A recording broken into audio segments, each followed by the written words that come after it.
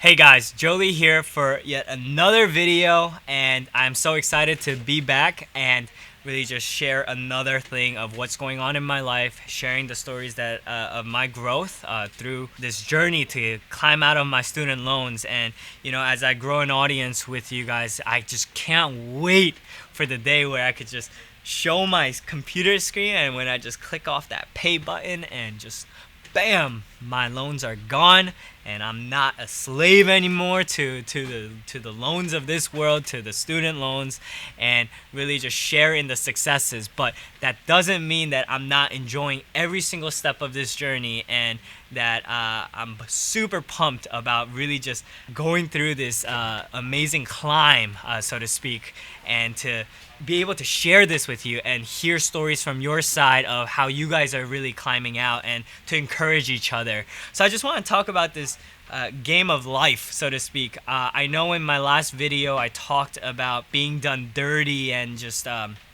somebody screwing us over, but that you could look back on that video to just see that of what happened, of losing one of our biggest companies, so to speak, one of our bigger companies. Actually, it is our biggest company we lost.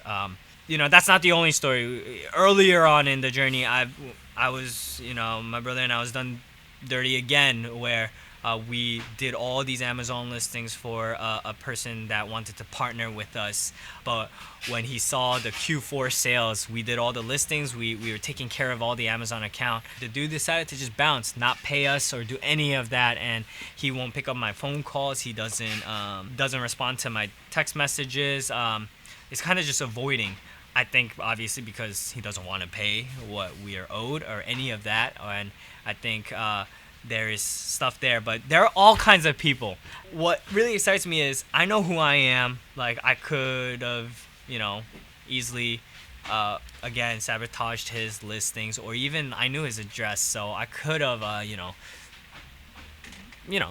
done, maybe something not so good. Obviously, in the end, I didn't do any of that. It's not who I am. It's not what I want to be known for. I want to be known as an honest guy, that where my name matters. If I put my name behind it, I will deliver, and that people can trust in me. And in the long run, I know that's gonna pay dividends. And in the long run, even if it doesn't pay dividends, it's who I am, and I know I'm never gonna sacrifice that. So in this game of life, I think a lot of people get into this mode of not enjoying failures and only enjoying the highs, and not loving the lows. And I think that's in everything in life. I also think some people, a lot of people, even in college, switch majors because things get a little too hard. Yes, I'm not going to take away the fact that there are some people that switch majors because it's really not for them, and their interest grew tremendously in another field. But I would say a majority of people switch majors because they say, oh, this isn't for me, but it's not that it's not really for them. They just don't want to put in the work because the studying got a little harder. The classes are a little more advanced, and the stress level is a little bit higher. You have to enjoy both the good and bads of everything in order to enjoy something fully. As I'm a gamer, I shared this in a previous video. I love gaming, and I think I also love games because there's so many people out there. There are those trolls. There are the people that are really good, and then you don't win every single game. You lose some games, but you learn from it, and you get better and better and better at it. And I think that's the same in anything and everything. So for me, I'm in business. There were failures. When I got screwed over by the story I just shared, there was, maybe I could have written out a better contract where a lawyer was involved and whatnot. But we were so small at that time where a lawyer wasn't feasible or anything like that. But we also know we'll never do that kind of a deal where we don't have any kind of leverage anymore. So learn from that, came back from it.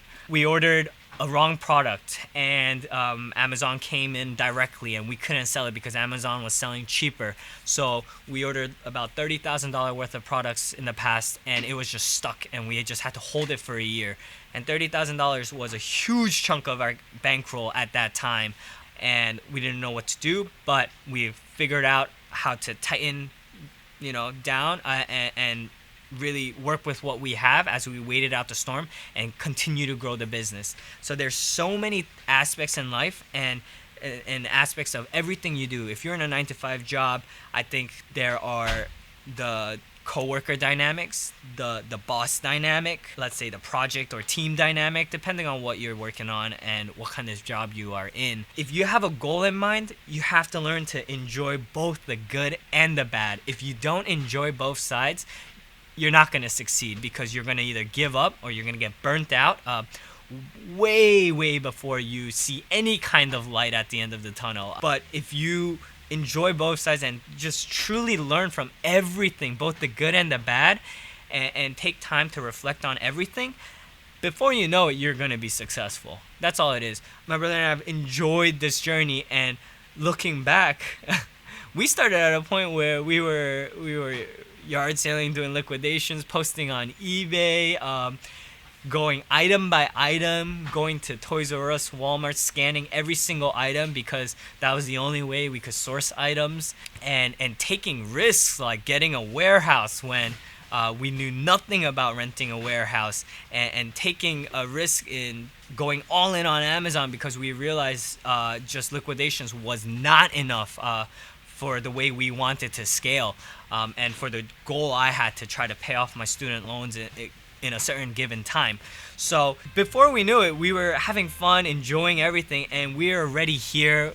We just received a $160,000 loan from Amazon, a cash injection to grow our business even more. We lost our biggest company that we buy from, but when that happened, our heart sank and we were put into a crisis mode. But man, was I pumped to try to figure out how to get out of this, how to put out this fire, but as well come out really punching and come out swinging, so that I'm at even a better place the next time. Some things that I know, this business, that the company we buy from, was more than I think 40 or 50% of our business. So if you think about it that way, we're losing half of our company's sales and potential profit.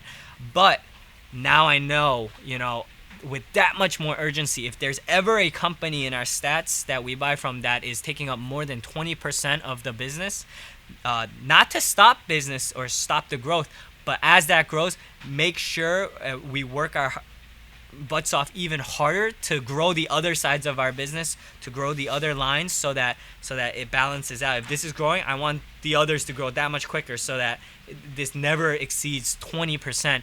That way, if we lose a buyer, we're still in the good.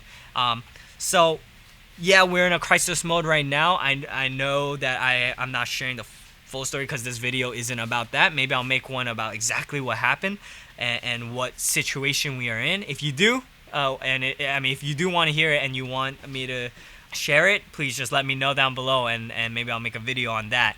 But yeah, this game of life, there's ups and downs. I want you to really just know that it takes enjoying both the good and the bad to get to your goal and get to the destination you're trying to reach. So yeah, I just want to encourage you with this just quick little word, the spiel, whatever it may be. My company is in a hard or a crisis time, but I am that much more excited because I'm thoroughly learning what it means to enjoy failure. My brother and I watch a lot of Gary Vee, and he always says failure pumps me up, and he loves failure. And I never really understood what that meant. Like I could just kind of see what he means, but when this happened and our heart sank and I realized how I reacted, where I was so determined to get out of this and really just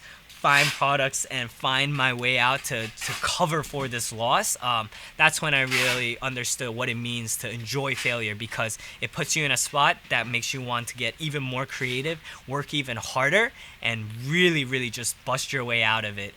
So yeah, I think that, I guess it kind of just shows that the more and more I'm in it, the more and more I'm seeing that I loved it. I love this, and that I'm made for this. So I just want to share that. Figure out who you are.